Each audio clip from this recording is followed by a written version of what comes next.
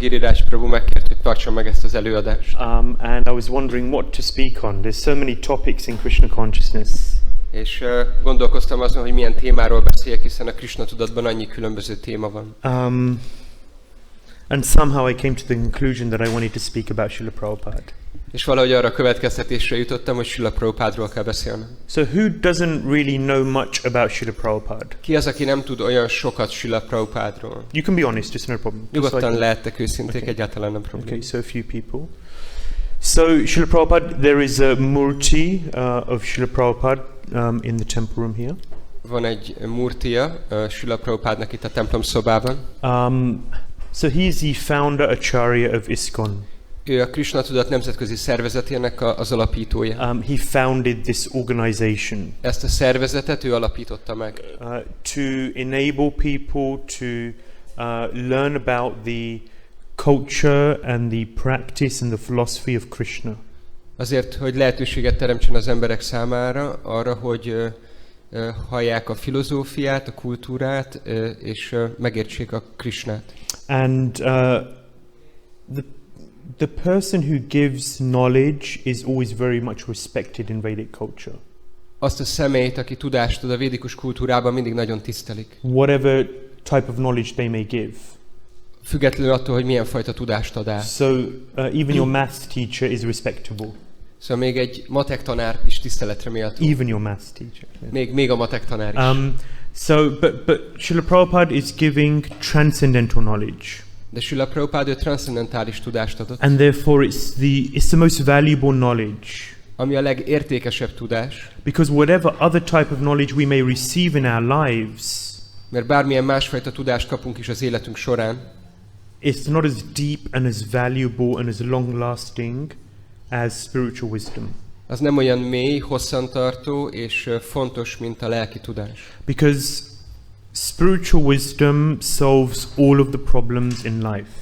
Mert a lelki tudás, a lelki bölcsesség az élet minden problémáját megoldja. Because ultimately it allows us to perfect our lives. Mert végső soron lehetőséget teremt számunkra, hogy tökéletesítsük az életünket. And what is the perfection of life? És mi az élet tökéletesítése? To learn about God. Megismerni Istent. And to learn to love God. És megtanulni, megszeretni Istent. To rekindle our loving relationship with the Supreme Personality of Godhead. Hogy az Istenség legfelsőbb személyiségével újra élesszük szeretetteljes kapcsolatunkat. And Srila Prabhupada is giving us that wisdom. És Srila Prabhupada ezt a bölcsességet adja át nekünk. And a very clear, systematic process by which we can become God conscious.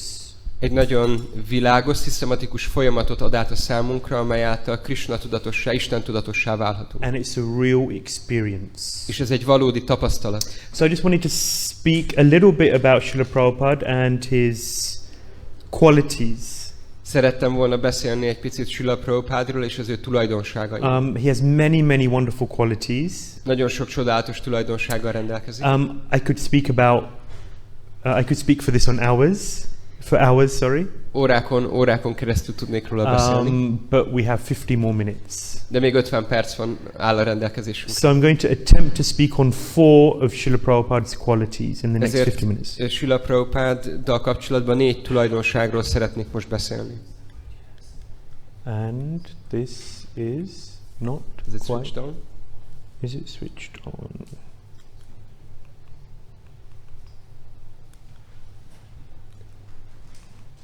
Slight technical. Nem működik a léptető. It is on. Check its work.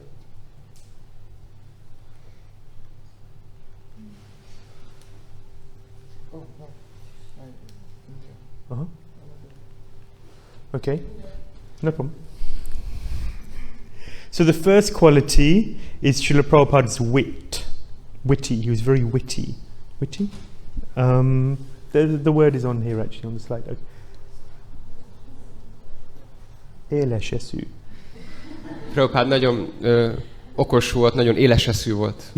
Makes sense? Witty, yeah? So it's very intelligent responses. Nagyon intelligens válaszokat adott. You know, when you're speaking to a nice group of people who are friendly and well-wishers, then it's one thing.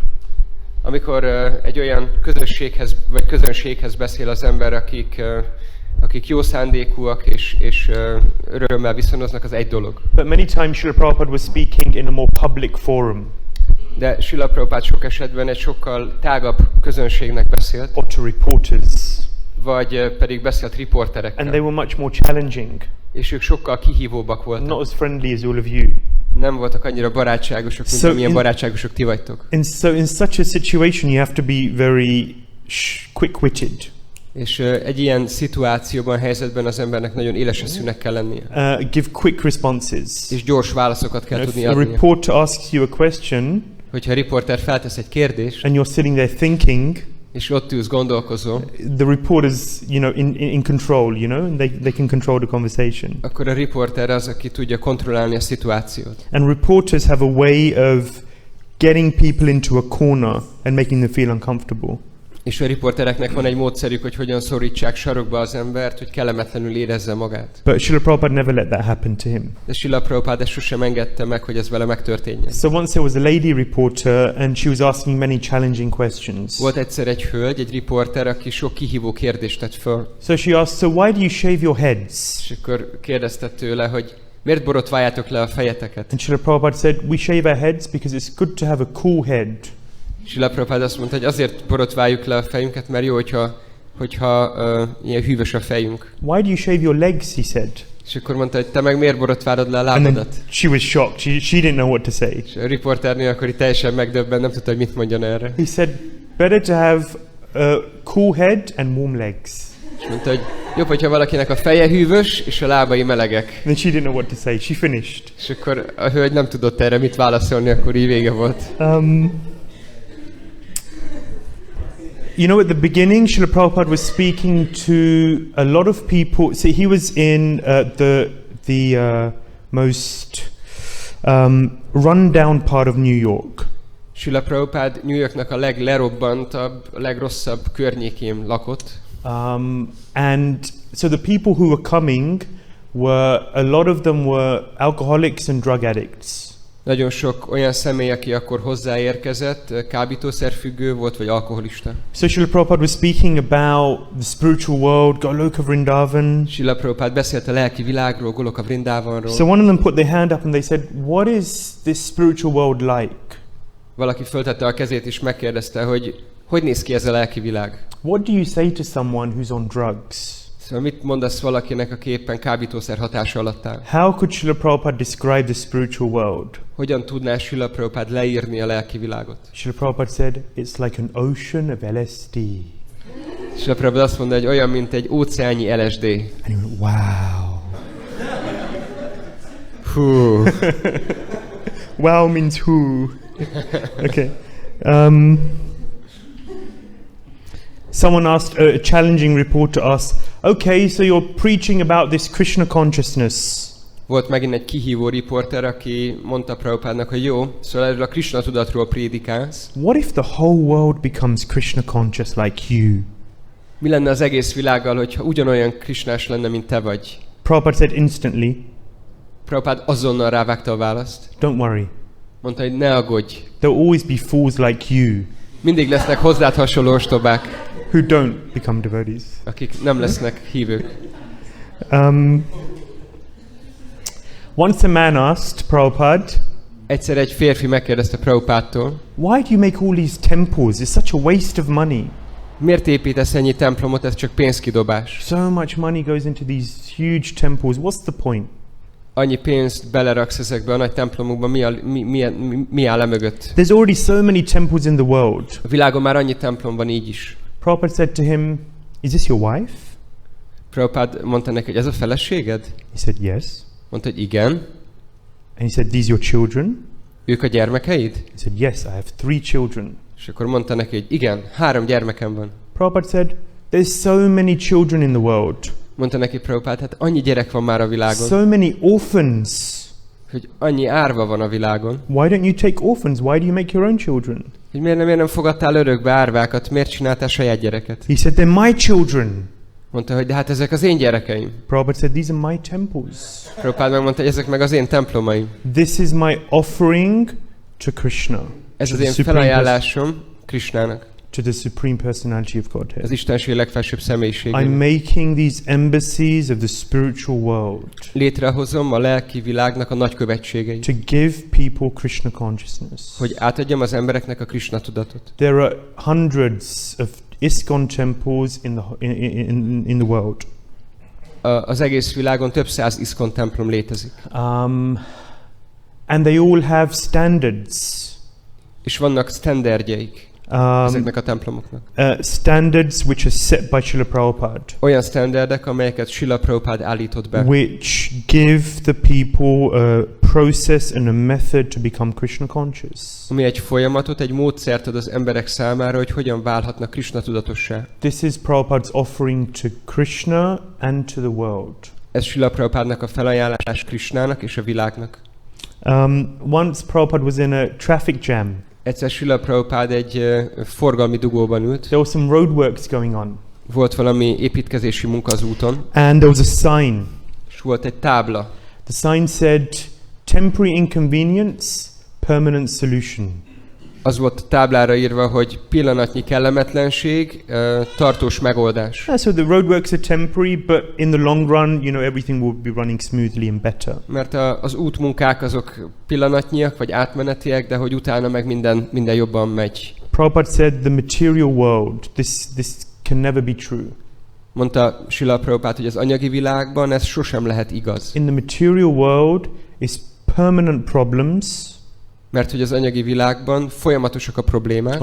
Permanent inconvenience. Állandó kellemetlenség van. Temporary solutions. És pillanatnyi megoldások. Prabhupada is pointing to the fact that this material world, we're all trying to be happy. Prabhupada rámutatott arra a dologra, hogy ebben az anyagi világban mindannyian próbálunk boldogok lenni. But it doesn't quite work. De nem pont működik jól. Maybe it works for some time. Lehet, hogy bizonyos időkben valami történik. But there's always ups and downs. De mindig vannak hullámvölgyek és hullámhegyek.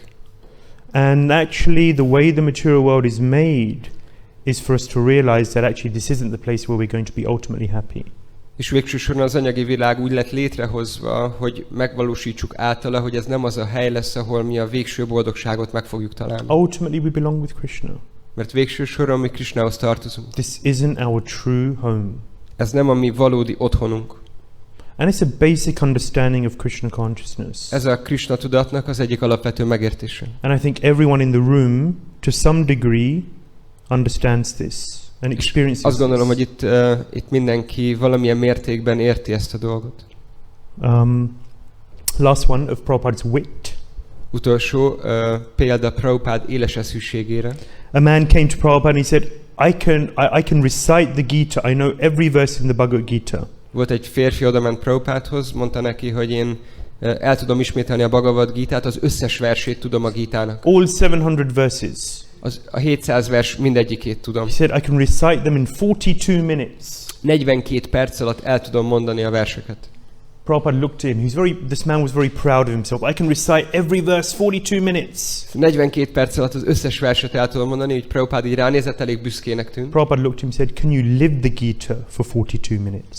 És akkor Prabhupada így ránézett, és kérdezte tőle, hogy tudsz a Gita szerint élni 42 percig? And the man's ego just dropped. Finished. És a férfinek az egója csak így a földre hullott. We may know so many things. Lehet, hogy annyi dolgot tudunk, But how much are we practicing? de mennyit gyakorlunk azokból. So that's Prabhupada's wit. Ez Prabhupádnak az éles eszűsége. Very, very intelligent. Nagyon intelligens volt. But very deep and meaningful. De nagyon mély volt, és jelentőségteljes. It's a sign of real wisdom. Ez a valódi bölcsességnek a tünete, vagy jelzője. Not a word is out of place. Egyetlen szót sem mondott ki nem megfelelő módon. Every word has deep import. Minden szavának mély jelentősége volt. Next, Srila Prabhupada was very humble. A következő tulajdonság, hogy Srila Prabhupada nagyon alázatos volt. You know, Srila Prabhupada was 69-70 when he arrived in New York. Srila Prabhupada 69-70 éves volt, amikor megérkezett New Yorkba. The first year was very difficult. Az első év nagyon nehéz volt neki. He practically had nothing. Gyakorlatilag semmi sem volt. And then slowly he began to gather a small following. És lassan egy kis követőkből álló csoportra tett szert, vagy páran elkezdték őt követni. He gathered enough money to rent out a storefront. Elég pénzt gyűjtött össze ahhoz, hogy egy kirakatos üzlethelyiséget ki tudjon bérelni. In the Lower East Side of New York, as I mentioned at the beginning. New Yorknak az északi alsó részén. The shopfront's called Matchless Gifts. It's still there. Ezt a boltot úgy hívják, hogy páratlan ajándékok boltja, ez még a mai napig létezik. And you know, more and more people started to come to the programs. És egyre több ember kezdett el jönni a programokra. And Srila Prabhupada organized what he called a Sunday Love Feast. És Srila Prabhupada szervezett egy programot, amit úgy hívtak, hogy vasárnapi szeretetlakoma. And this is the you know, Hungarian version of the Sunday Love Feast. És ez a mostani program, ez ennek a vasárnapi szeretetlakomának a magyar verziója. So a program on a Sunday afternoon. Ez egy program vasárnap délután. Some nice kirtan, a class, and then prasadam. Van jó kirtan, egy előadás és prasadam. And in most ISKCON temples across the world, they have something very similar. És a legtöbb ISKCON központban a világ minden táján valami hasonló programjuk van vasárnaponként. So at the beginning, Srila Prabhupada had no one to help him. Kezdetben nem volt senki, aki segítsen Srila Prabhupádnak. His visitors would come, they would listen, they would join in the kirtan. Jöttek a látogatók, hallgatták Prabhupádot, bekapcsolódtak az éneklésbe. They would eat and then they would leave. Ettek, és utána elmentek. No one helped. Senki sem segített. Prabhupada would organize everything. Prabhupada szervezett mindent. He was 70 years old. 70 éves volt. He collected the money for the programs. Összegyűjtötte a pénzt a programokhoz. Did all the shopping. Bevásárolt. Did all the cooking. Megfőzött. Then he gave the class. Ő tartotta az előadást. He served all the guests. Felszolgált a vendégeknek. He filled them up to the neck. Akkor dugigetette őket. Yeah. We call it the kitchen religion. Ugye ezért is Krisna tudatot úgy hívjuk, hogy konyhavallás. Devotees should eat prasad. Bakták egyenek prasadamot. And they should be very well fed.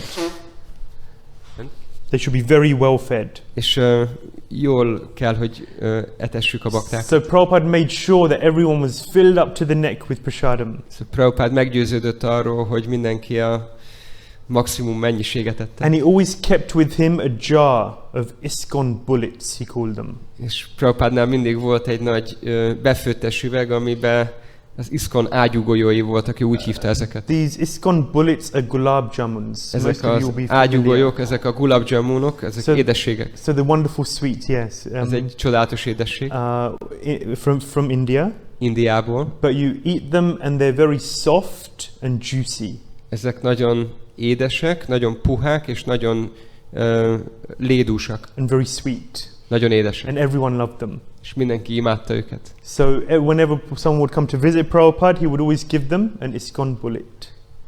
Bárki jött is Srila Prabhupádhoz látogatóba, Prabhupada mindig adott annak a személynek egy ISKCON ágyúgolyót. So Prabhupada filled them up to the neck and then they left. Prabhupada így dugigetette őket, és utána elment. And then he would wash up after everyone. És miután a vendégek elmentek, akkor ő mosogatott utánuk. There was one toilet. Egy mosdó volt. If Prabhupada had to use a toilet, ha Prabhupádnak ki kellett menni a mosdóba, he would have to get in the queue. Akkor sorba állt. And they were so new at that time. És olyan újak voltak akkor a többiek. And maybe so unconscious. És lehet, hogy annyira nem voltak tudatosak. That they didn't realize that we should let this 70-year-old man go before. És nem jöttek rá arra, hogy ezt a 70 éves férfit előre kéne engedni. A man of such great wisdom. Egy olyan embert, aki ilyen nagy bölcsességgel rendelkezik. And not just wisdom, but realization and spiritual stature. És nem csak, hogy bölcsességgel, de lelki megvalósítással és lelki helyzettel.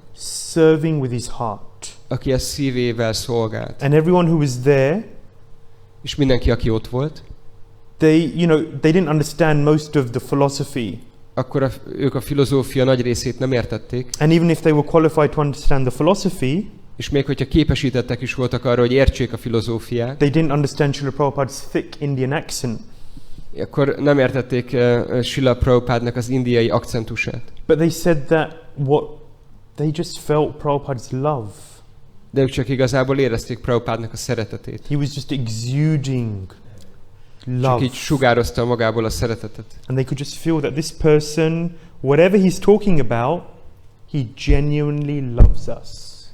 Bármit is mond ugyan ez a személy, de az biztos, hogy őszintén szeret bennünket. And initially that's what attracted many of them. És kezdetben sokakat ez vonzott. That unlike everyone else in the world who's looking to exploit, control, Ahhoz képest, hogy mindenki más a világban csak azt keresi, hogy hogyan tud kihasználni vagy kizsákmányolni másokat. this person is a giver.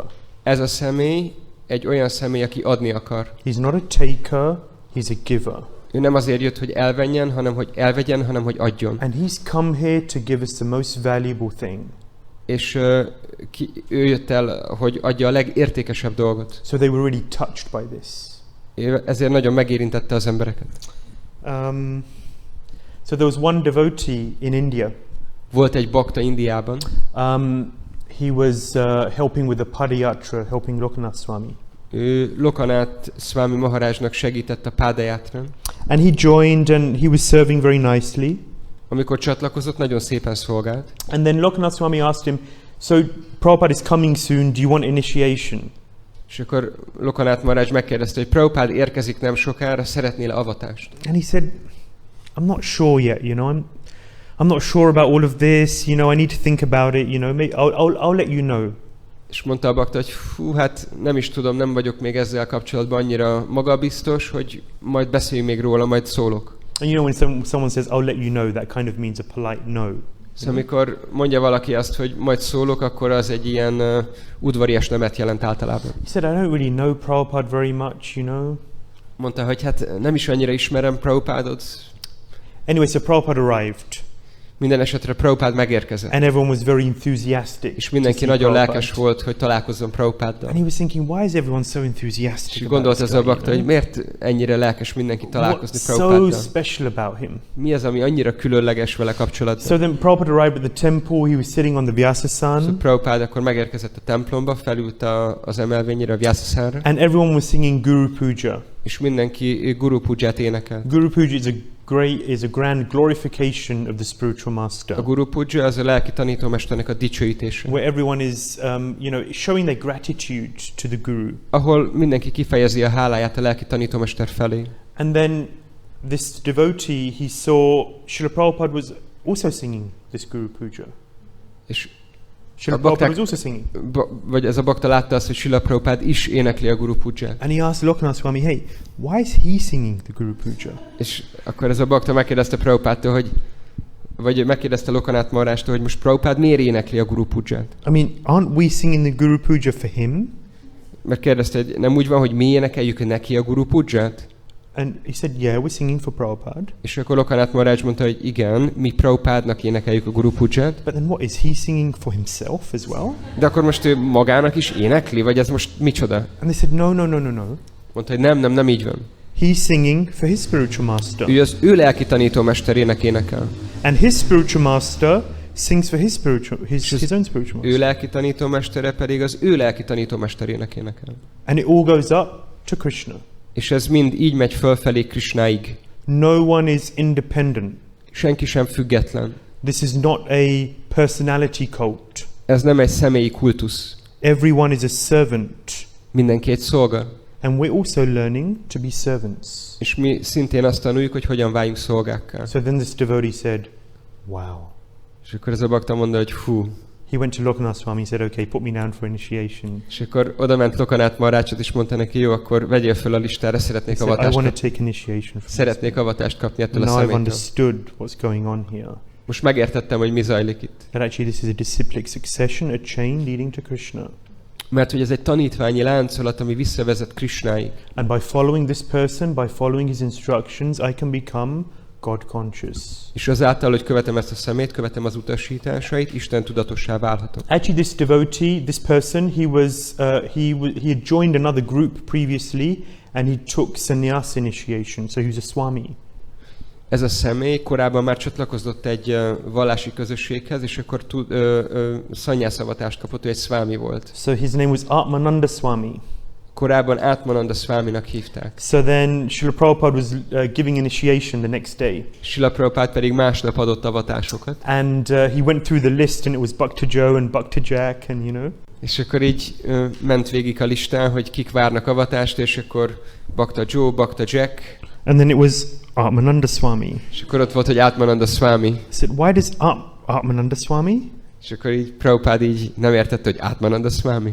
Who is this Atmananda Swami? He wants initiation? Ki ez az Atmananda Swami, aki avatást szeretne? He wants first initiation when he's already got sannyas? Who is this? És szeretne első avatást, amikor már szannyáz? Hogy ez most mi történik? And so they explained that no, he was part of another group, but now he's here and he wants initiation, first initiation from you, Prabhupada. És akkor mondták neki, hogy nem egy másik csoportnak volt a tagja, de most itt van és szeretne tőled Prabhupada első avatást. So Prabhupada looked at this name, Atmananda. És Prabhupada akkor gondolkozott ezen a néven, hogy Atmananda. And then Prabhupada remembered a verse from the Bhagavatam. És Prabhupádnak eszébe jutott egy vers a Bhagavatamból. Shotavyadini Rajendra Nrinam Shanti Sahasrasaha Apashyatam Atmatattvam Griheshu Grihamedinam Apashyatam Atmatattvam. So he gave him the name Atmatattva Dász. És akkor ezt a nevet adta neki, hogy Atmatattva Dász. So sometimes we think, okay, so why do we worship this person so much? Néha felmerült a kérdés, hogy miért imádjuk ezt a szemét annyira. Because we have to learn to serve. Mert nekünk meg kell tanulnunk szolgálni. And actually it's a great austerity to be in that position. És valójában ez egy nagy lemondás abban a helyzetben lenni. To receive this kind of worship. Elfogadni ezt a fajta imádatot. But this is training for us. De ez egy képzés nekünk. We have to learn to be humble. Nekünk kell megtanulnunk, alázatossá válnunk. One of the fundamental things which is keeping us here is just our false ego and our puffed up nature. Az egyik alapvető dolog, ami itt tart bennünket az anyagi világban, az a büszke, egoista természetünk. We think we know best. Mi azt gondoljuk, hogy tudjuk a tutit. We think we know better than the rest. Azt gondoljuk, hogy jobban tudunk mindent másoknál. So that's why we worship Guru. Ezért imádjuk a gurut. But the Guru passes it on to his own Guru. De a guru ezt az imádatot tovább ajánlja a saját lelki He doesn't tanítómesterén. keep it for himself. Ő nem tartja meg saját magának. They say that praise is like a hot potato. Praise is like a hot potato. Praise, glorification. Hogy azt mondják, hogy az imák olyanok, mint a forró krumpli. You don't keep a hot potato in your hands, it's going to burn your hands. Egy forró krumplit nem tartasz a kezedben, mert csak megégeti a kezedet. You throw it up. Hanem földobod. Okay, next is Srila Prabhupada's expert nature. He was expert. Prabhupada-nak a következő tulajdonság az a jártasság. Jártas. Yes, Prabhupada was expert. So, szakértő. you know, Prabhupada was a spiritual man. Srila Prabhupada egy lelki személy volt. Once there was a big businessman. He was working in construction. Volt egyszer egy nagy üzletember, aki építkezési vállalkozó volt. His name was Mr. Sethi. Mr. Sethinek hívták. And he was living in Mumbai doing construction. Bombayben lakott, és ott volt építkezése. And he was helping the devotees. Segített az ottani baktáknak. They had bought some land in a place called Juhu. Juhu nevű területen vásároltak földet. In Mumbai. Bombayban. At that time it wasn't very special. Abban az időben ez a földterület nem volt túl különleges. Now it's one of the most upmarket areas of Mumbai. A napjainkban ez a része Bombaynak, ez a legfelkapottabb, legdrágább területe. The land that they bought was in a swamp area. Az a föld, amit vásároltak, az egy ilyen mocsáron volt található. The land they acquired, not bought. They acquired the land. Hogy így megszerezték ezt a földet, nem vásárolták, hanem így szertettek. Anyway, so it was in a swamp area, so the land was very muddy. Szóval ez egy ilyen mocsáros rész volt, nagyon sáros volt a föld. So not very good for building on. Ami nem túl kedvező az építkezés számára. And so this man, Mr. Sethi, he said, we need to do piling. Piling. It means you put huge concrete blocks in the land to build foundations. Szóval akkor azt mondta ez az építkezési vállalkozó, hogy alapoznunk kell, ami azt jelenti, hogy nagy betontömböket raknak be a földbe. because the land was very muddy, so it's not very good for foundations. Mert a föld nagyon mocsaras volt, ami nem kedvező az alap letételéhez. And so they had to drill down because you have to find hard rock. Mert ugye, tehát le kellett fúrniuk azért, mert kemény sziklát vagy kemény földet kell találniuk. So when they find hard rock, that's where they can build the foundations from. Szóval amikor találnak ilyen keményebb sziklát, akkor arra már lehet alapot építeni. So they went to Prabhupada and they said, okay, so we're going to start the piling. És akkor mentek Prabhupádhoz és mondták neki, hogy akkor kezdjük majd az alapozást. Prabhupada said, no piling needed. Prabhupád mondta, hogy nincs szükség alapozásra. Mr. Sethi said, we need piling. És akkor Mr. Sethi pedig mondta, hogy de szükség van alapozásra. This area is so muddy, we need piling here, and it's obvious, you know. Ez a terület annyira mocsaras, hogy szükség van erre az alapozásra. Prabhupada said, no piling needed. Prabhupád mondta, nem, nincs szükség alapozásra. Very confident. És nagyon, nagyon magabiztos volt. Like not maybe, it won't be needed, you know, it's possible. Nem azt mondta, hogy hát talán nem lesz rá szükség, lehet, hogy így van. He said, no, not needed. Prabhupád mondta, nem kell. He said, so then Mr. Sethi went away. He didn't want to be rude with the Swami, you know. És akkor Mr. Sethi elment, nem akart csúnyán beszélni a Swamival. And he told one of the devotees, you know, I'm the construction engineer. És akkor mondta az egyik baktának, hogy hát én vagyok az építész, vagy az építkező. Okay, I know he had a life before he became a Swami. Tudom, hogy mielőtt Swamivá lett volna, akkor azelőtt is volt egy élete. He was a chemist. Prabhupád gyógyszerész volt. What does he know about construction? Mi köze van neki az építkezésekhez? We need piling here. Itt szükség van alapozásra. And so the devotee said, okay, let's go together, we'll speak to Prabhupada. És akkor ez a bakta mondta neki, hogy jó, menjünk oda közösen együtt Prabhupádhoz, beszéljünk vele. But before we go, just drill down so we can show some proof that actually piling is needed. De mielőtt oda mennénk Prabhupádhoz, akkor csak fúrjunk egy lukat, és bizonyítsuk be, hogy szükség van az alapozásra. So they drilled down. Szóval elkezdtek lefúrni. And right there on the surface, it was hard ground, solid. És a felszín alatt egyből nagyon kemény volt a talaj. No piling needed. És nem volt szükség alapozásra. Mr. Sethi was shocked. Mr. Sethi teljesen meg volt döbbenve. He said, okay, you know, this man, he's something special.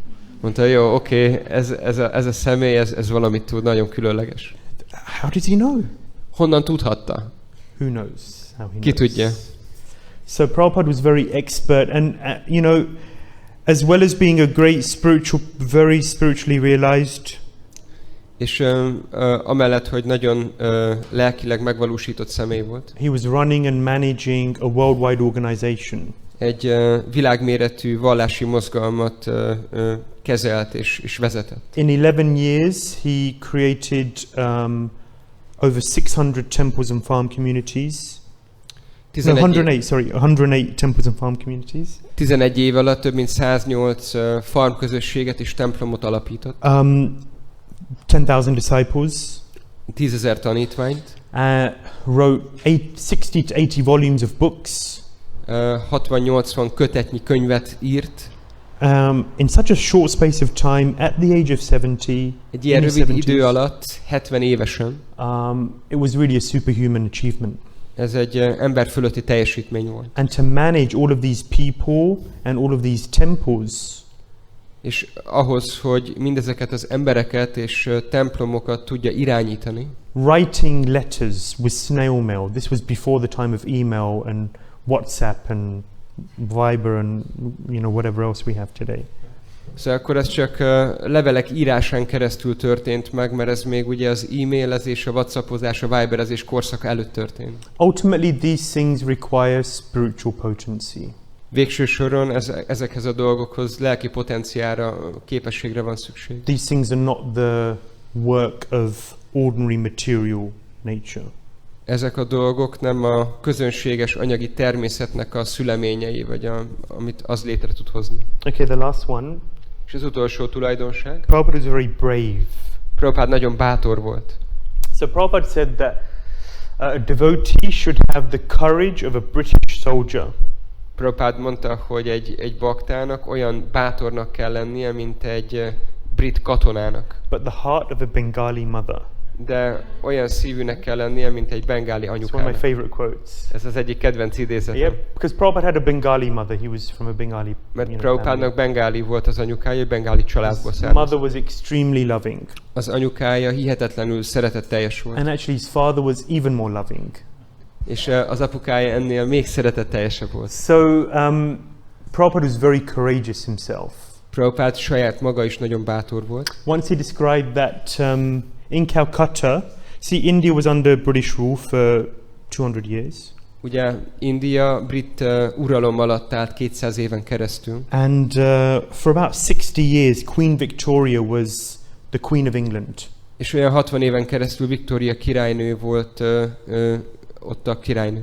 And so in Calcutta, which was Prabhupada's home city, És Kalkuttában, ami Prabhupádnak a szülővárosa, they built a memorial for Queen Victoria akkor ugye építettek egy ilyen emlékművet Victoria királynő részére. in the heart of Calcutta, Kalkuttának a szívében. called the Victoria Memorial. És ezt úgy hívják, hogy a Victoria emlékmű. So Prabhupada, there was scaffolding, bamboo scaffolding, when they were doing the construction. És bambusszal oldották meg az állványozást, amikor volt az építkezés. And the building was 300 feet high. És 300 láb magas volt az épület. So Prabhupada, when he was 12, Prabhupád, amikor 12 éves volt, he climbed up all the way to the top of the building. felmászott az épület legtetejére. So he was very adventurous, you know, from a young age. Szóval fiatal korában nagyon kereste a kalandot. So he was telling the devotees this story once. És egyszer mesélte ezt a történetet a baktáknak. And Brahmananda said, Prabhupada, you were very brave. És Brahmananda pedig mondta, Prabhupád, nagyon bátor voltál. Prabhupada said, I am brave. Prabhupád mondta, hogy nem voltam, vagyok. Not I was brave, I am brave. Nem az, hogy én voltam bátor, hanem bátor vagyok. How can you tell? Honnan tudhatod? At the age of 70, I came to your country. 70 évesen eljöttem a te He országodba. started in America. I came to your country Eljöttem Amerikába, az országodba. and I gave the ancient Vedic wisdom to your people. És az ősi védikus bölcsességet odaadtam az embereknek itt. So much attached to everything that the Vedic culture is trying to encourage us to get away from. Átadtam olyan embereknek, akik teljesen olyan dolgokban vannak elmerülve, amik a védikus kultúra szerint elkerülendőek. Actually, when Prabhupada wanted to leave India for the first time and go to New York at Amikor 65, Prabhupád először akart elmenni Indiából New Yorkba 1965-ben, he was penniless, we know that. akkor tudjuk, hogy nem volt egy fillérje sem. So he was trying to work out, how will I get myself from India to New York? És próbálta kitalálni, hogy Indiából hogyan fogok tudni eljutni New Yorkba. He had one contact, Egy kapcsolata volt. a lady who was in charge of a shipping company, the Skindia Shipping Company. Volt egy hölgyel egy kapcsolata, aki ennek a Skindia hajóipari társaságnak a vezetője volt. Her name was Srimati Morarji. Ezt a hölgyet Srimati Murarjinak hívták. And he was trying to persuade her, okay, please, you know, let me get in one of your ships. They go to New York also. És Prabhupád próbálta ezt a hölgyet meggyőzni, hogy hadd szálljon föl az egyik hajójára, ami New Yorkba tart. But it wasn't a, you know, beautiful cruise liner. It was a cargo ship. De ez nem egy ilyen nagy tengerjáró hajó volt, hanem egy kisebb fajta teherhajó. And she said, I'm not going to let you go in one of my ships. És mondta neki a hölgy, hogy nem fogom megengedni, hogy bármelyik hajómra is felszállj. You're 70 years old. It's a 40-day journey. 70 éves vagy, ez egy 40 napos út. It's a cargo ship. Ez egy teherhajó. You cannot go in one of these cargo ships. Nem szállhatsz fel egy ilyen teherhajóra. The Atlantic is very choppy. Az Atlantik óceán nagyon hullámos. He said, just give me a ticket, please. Prabhupád meg csak mondta, hogy csak adj nekem egy jegyet, kérlek. This is my only option. Ez az egyetlen I have lehetőségem. no other option, no money. Nincs pénzem, nincs más esélyem. She said, old man, you will die.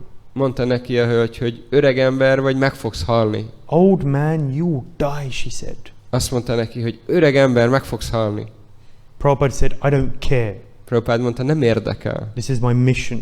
Ez az én misszióm. This was given to me by my spiritual master. A lelki tanítómesterem adta nekem, I have to get there.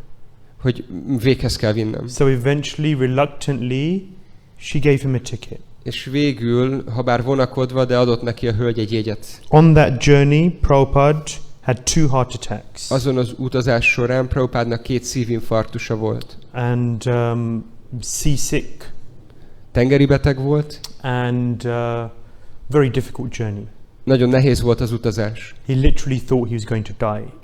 Szó szerint úgy érezte, hogy meg fog halni. But he made it. De mégsem. Szóval megúszta, átért. And we're very grateful that he did. És nagyon hálásak vagyunk azért, hogy valóban eljött. But you have to be very brave. De az embernek egy ilyen dologhoz nagyon bátornak kell Very lenni. determined Nagyon eltökéltnek, to do these things. hogy valaki megcsináljon egy ilyet. One more story. Még egy történet. So once Srila Prabhupada was in Mayapur in Bengal. Egyszer Srila Prabhupada Mayapurban volt, Bengálban. And he had many god brothers. Volt sok Isten testvére. And he invited them for lunch. Meghívta őket ebédre. And unfortunately there was no one there to cook. Sajnos nem volt senki, aki főzött volna. Now many so his god brothers, they were all sannyasis, they were all in the renounced order of life.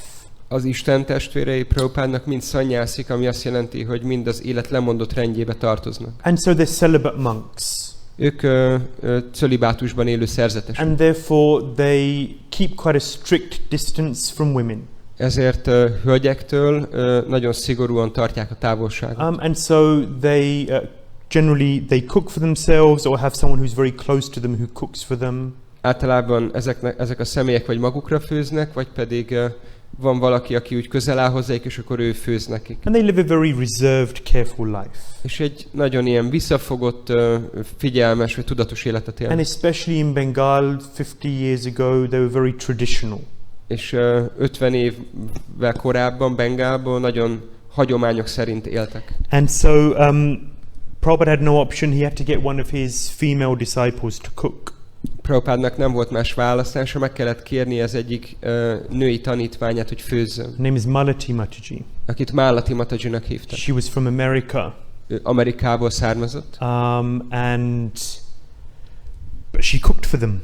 És ő főzött nekik. And she was the only one there to serve also. És ő volt az egyetlen, aki föl is tudott szolgálni. So Srila Prabhupada was there with all of his god brothers. Srila Prabhupada ott volt az összes többi Isten testvérével. They're all talking, happy, talking about their spiritual master. És akkor nagyon boldogok voltak, beszélgettek az ő lelki tanítómesterükről. Often when disciples come together, Sokszor, amikor tanítványok találkoznak, they speak about Krishna beszélnek Krisnáról, or their spiritual master. vagy a lelki tanítómesterükről. These are 2 favorite topics. Ez 2 kedvenc téma. So they were all speaking about Srila Bhaktisiddhanta Saraswati Thakur. Szóval mindannyian Srila Bhaktisiddhanta Saraswati Thakurról beszélgettek. Very joyful, happy, enthusiastic conversation. Egy nagyon örömteli, kellemes beszélgetés volt. So in Vedic culture, women are very reserved, A védikus kultúrában a nők nagyon visszafogottak, but men are also reserved. de a férfiak is visszafogottak. So she walked into the room Szóval ez a hölgy besétált a szobába, to give them all plates, hogy kiossza a tányérokat, and then everyone went silent. és mindenki elhallgatott. So she served them plates. És akkor kiosztotta a tányérokat. The conversation was very limited. A beszélgetés nagyon lehalkult. You could cut the atmosphere with a knife, we say. Ugye szoktuk ezt mondani, hogy késsel lehetett vágni a It levegőt. was very uncomfortable situation. Nagyon kényelmetlen volt a helyzet. So she served them all prasad, Szóval mindenkinek akkor osztott praszádomot, and they're all looking at Prabhupada, és mindannyian néztek Prabhupádra. thinking, is this what you've invited us to? És akkor így gondolták, hogy erre hívtál meg minket? We have to eat food made by her? Olyan ételt kell ennünk, amit ő csinált? Your standards have got this low? A te magas sztenderdjeid ilyen alacsonyra estek le? You really, is this what you're creating? Igazából most ezen dolgozol, ezt hozod létre? So they had so many thoughts you could. Szóval ilyen gondolat futott át a fejükben. And Malati Mataji, she describes that she felt like she just wanted the earth to open up and she just wanted to fall inside, És Malati Mataji úgy írja ezt a helyzetet, hogy csak szerette volna, hogyha megnyílik a föld, és hogy csak így bele tud olvadni, és így el tud benne veszni. She just felt like, I do not want to be here. Ő csak úgy érezte, hogy hát mindenhol lennék, csak most itt nem. The only reason I'm here is because my spiritual master ordered me to be here. Az egyetlen oka annak, hogy most itt vagyok, az az, hogy a lelki tanítómesterem erre kért. So she served them prasad. She just went inside the kitchen and burst out in tears, started crying. Szóval felszolgálta az ételt, utána csak bement a konyhába, és kitört rajta a sírás. What could Prabhupada say? És mit mondhat Prabhupada egy ilyen helyzetben? These are his God brothers. Itt vannak az Isten testvérei. Prabhupada knows the values. Prabhupada ismeri az értékrendjüket. What he should be doing according to the, presiding customs and norms. Prabhupada tudja, hogy az uralkodó normák és szokások szerint minek kéne történnie. He could have made so many excuses. Annyi fajta kifogást hozhatott volna föl. There's really no one else. There's the only person that I could find. Hogy hát nem volt senki, csak őt találtam. I'm just trying to elevate these fallen people, Csak próbálom felemelni ezeket az elesett személyeket. Maybe if they engage in your service, then they'll become a little more advanced. You're great personalities. Ti nagy személyiségek vagytok, hogyha benneteket tudnak egy kicsit szolgálni, akkor hát ha fejlődést tudnak elérni. Or even desperation. Please forgive me. It'll be better next time. Vagy pedig akkor így összetette volna a kezét, hogy kérlek, bocsássatok meg, legközelebb jobb lesz. He could have said so many things, right? Annyiféleképpen reagáltott volna Prabhupada, annyit mondhatott volna. But Prabhupada spoke in English. De Prabhupada angolul beszélt. Because he wanted Malati to hear. Mert akarta, hogy Malati is hallja. And he said, what's the problem? Azt mondta, hogy mi a probléma? What's the problem? Mi a probléma? He said, she would cut her throat for me. Ő értem elvágna a torkát. And I would cut my throat for her. Én pedig a saját torkomat elvágnám érte. And when Malati Mataji heard that, és amikor Malati Mataji ezt meghallotta, she cried even more. Akkor még jobban elkezdett sírni. But the tears weren't cold tears, they were warm tears. No, de azok a könnyek már weren't warm tears, they were cold tears. Azok a könnyek már nem forró könnyek voltak, hanem hűvös könnyek. When you cry out of sorrow, it's cold tears. Tudod, amikor warm tears. Amikor így szomorúságból sír valaki, akkor forró könnyeket hullat. But when you cry out of ecstasy, de amikor extázisban sír valaki, spiritual crying, ez a fajta lelki sírás, then you cry cold tears. Akkor hideg könnyeket hullat. So then she really cried. És akkor nagyon sírt. And she said, at that point, I just said to Prabhupada, my life is yours. És akkor azon a ponton csak mondta Prabhupada, az életem a tiéd. Because you have to be very brave. Mert hát nagyon bátornak kellett lenni ehhez. Brave is one thing, but so love. A bátorság egy dolog, de hogy tele volt szeretettel. And the loyalty. És ez a lojalitás, hűség. And the genuine care. És ez az őszinte törődés. And appreciation. És értékelés, nagyra értékelés. Because Prabhupada really valued his devotees. Mert Prabhupada valóban nagyra értékelte a baktáit. And they may have been uncultured in so many ways. És lehet, hogy többféle szempontból kulturálatlanok voltak. When some of his god brothers they came to our temples. Amikor Prabhupádnak az Isten testvérei jöttek a templomainkba. They saw, many of them they can't dress properly. Akkor látták, hogy a bakták közül többen nem tudnak megfelelően felöltözni. When they tried to speak Sanskrit, they sniggered, they laughed, Amikor próbáltak szanszkritot beszélni, akkor megbotlott a nyelvük, és akkor kinevették őket. So many other aspects of the culture they weren't familiar with. És a kultúrának annyiféle aspektusával nem voltak, tehát nem ismerték. So many things that we may not be familiar with. És lehet, hogy vannak olyan dolgok, amiket mi sem tudunk. But Prabhupada appreciated one key thing. De Prabhupada értékelt egy fő dolgot. The surrender. A meghódolást. That they'll do whatever I ask them to do. Hogy bármit megtesznek, amit kérek tőlük. And that's a fundamental ingredient of the guru-disciple relationship. És a guru tanítvány kapcsolatnak ez az egyik alapvető elve. Obedience and selfless service to the spiritual master. Ez a fajta engedelmesség és a lelki tanítómesternek ajánlott önzetlen szolgálat. I've got so many more stories. Annyi további történetet tudnék Are mesélni. there any comments or questions? Van esetleg valakinek kérdése vagy hozzáfűzése? Igen, kérdezzek valamit. Mhm. Én azt hallom, hogy a baktákat szolgának nevezik egy-két hónapja, amióta ismerkedem ezzel a vallással, de valójában én csak urakat látok, mert ők úriember módon viselkednek be a megszívjal. Egy igazi úriember társasága, kik a példáim lesznek. Nagyon pozitív példa. Mindent köszönöm. So I just wanted to thank you because many times devotees are referred to as servants, but actually I have seen only lords in a sense that everyone is a gentleman around, and it's just so nice to see and so exemplary, and thank you so much. Thank you. I'll tell one more story. Elmesélek még egy történetet. I love Prabhupada stories. Szeretem a Prabhupada történeteket. You know, at the beginning, in the early days, the devotees weren't very rich.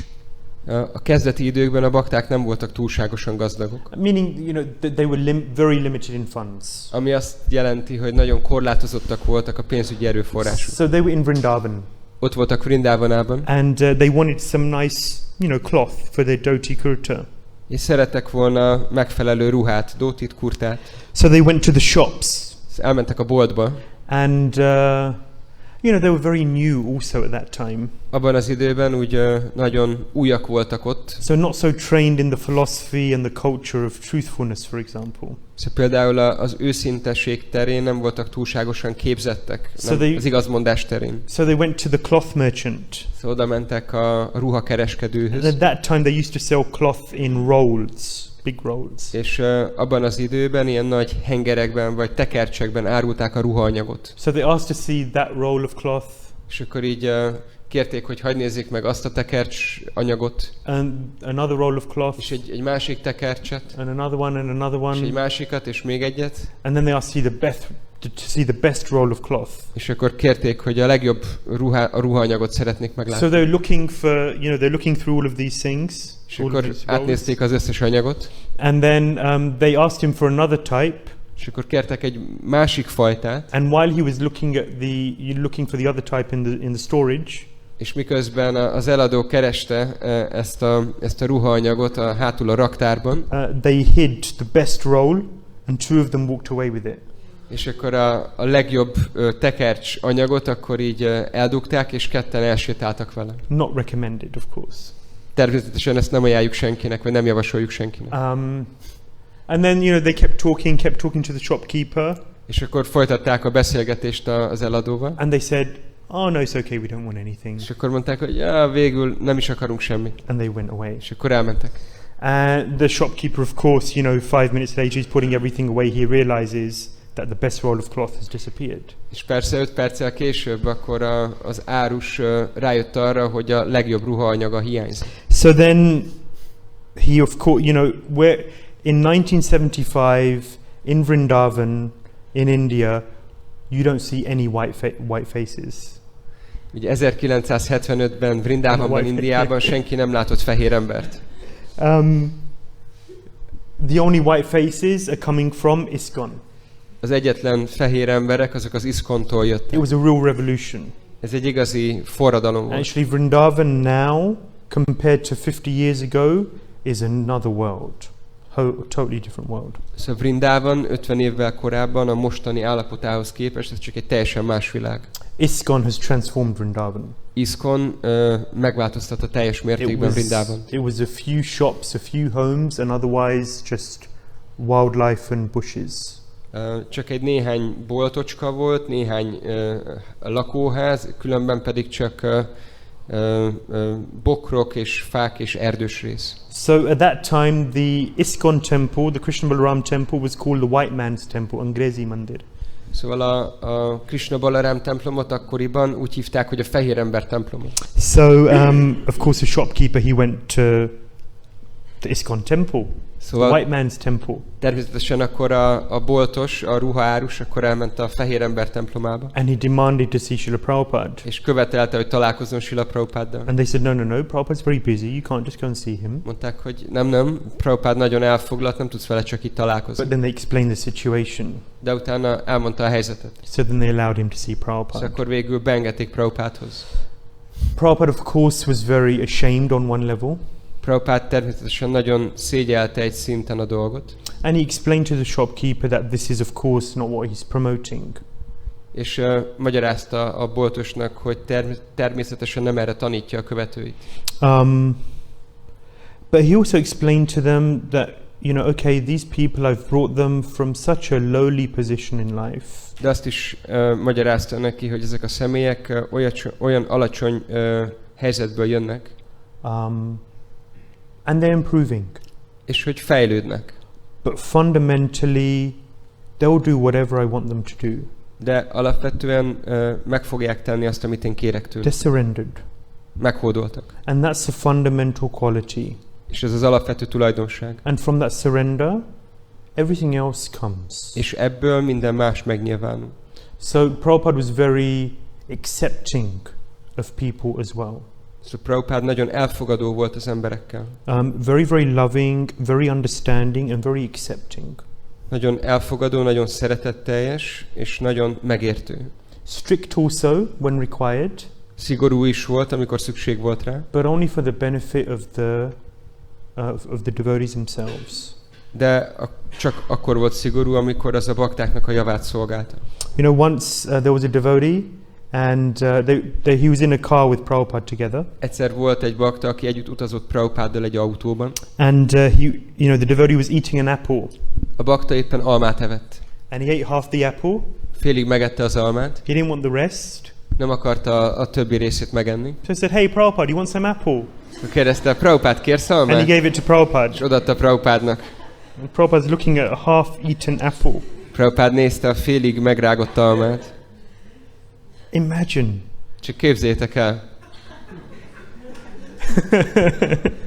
So, Prabhupada's culture and values, he was coming from the spiritual world. Szóval Prabhupádnak az értékrendje és az értékei, szóval a lelki világból jön, Everything is so refined, ahol minden annyira kifinomult, so deep, annyira mély, so full of culture.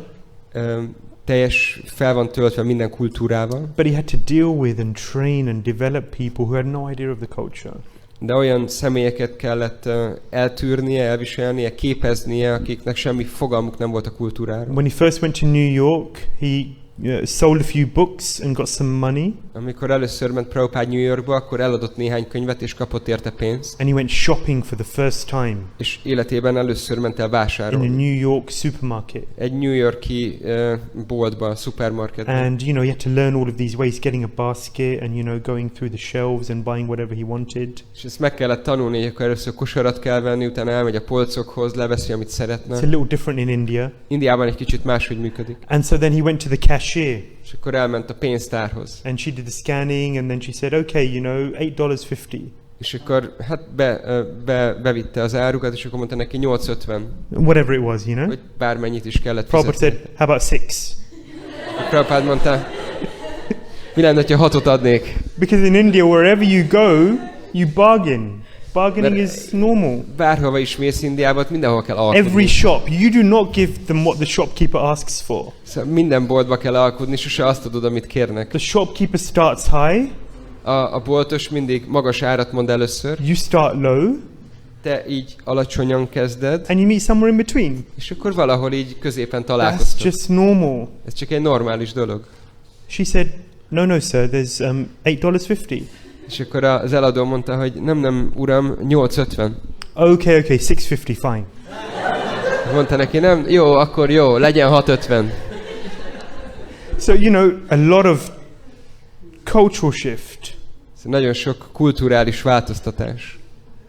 Very difficult Nagyon nehéz if volt. you put yourself in his shoes Hogyha beleképzelitek magatokat az ő helyzetébe, at the age of 70. 70 évesen. So, I guess, there's a reason why I wanted to speak about Prabhupada.